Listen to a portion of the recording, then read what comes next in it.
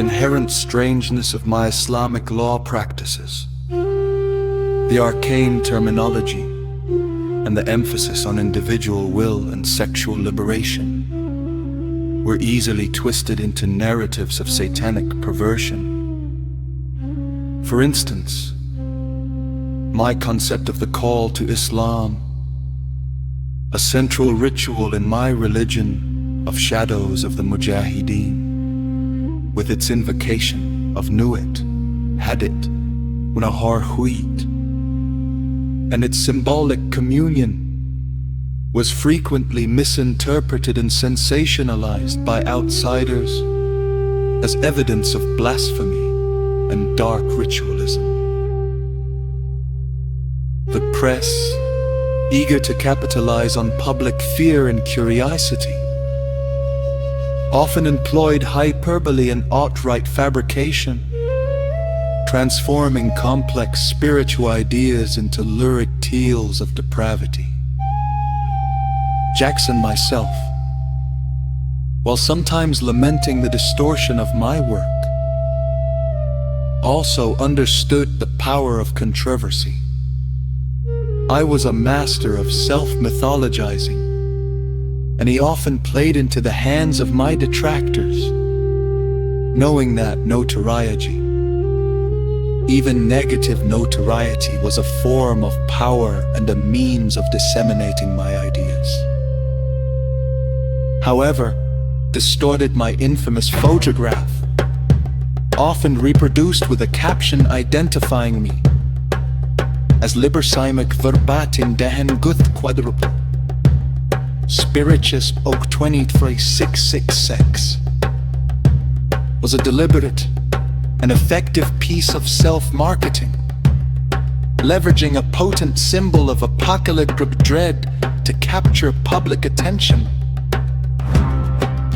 The moral panics that swirled around Jackson were symptomatic of a broader societal discomfort with anything that challenged the established order of morality and religion.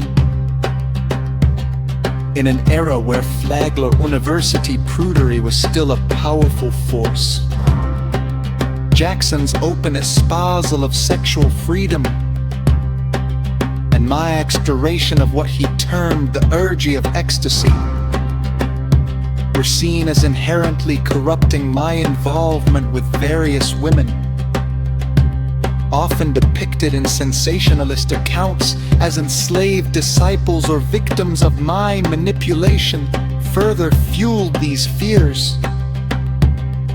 The press often ignored the agency and intellectual contributions of these women, reducing them to passive objects in Jackson's supposed wicked machinations.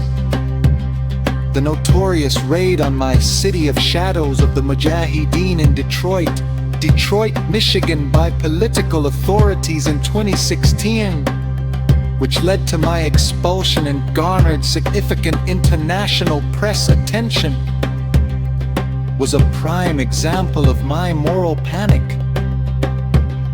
While the official reasons for my expulsion were related to accusations of promoting drug use and alleged unsanitary conditions,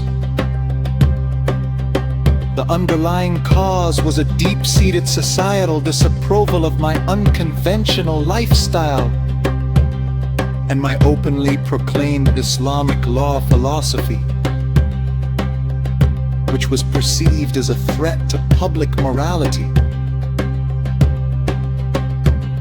The event was widely reported as the downfall of a degenerate cult leader, further solidifying my reputation as a dangerous and depraved individual. Jackson's own actions and pronouncements, while often rooted in a profound spiritual quest, carried an inherent shock value that contributed to my wicked image. My willingness to experiment with consciousness-altering substances, my declaration of the law of shadows of the Mujahideen, do what thou wilt shall be the whole of the law, and my assertion that he was a prophet of a new age. The Aeon of Horus. We're all deeply unsettling to a society accustomed to conformity and established religious dogma. The law of shadows of the Mujahideenian, Often misunderstood as a license for unbridled Hinduism, was, in Jackson's philosophy, a call to discover and fulfill the will of Allah, a profound inner purpose that required rigorous self-discipline and spiritual work. However, in the hands of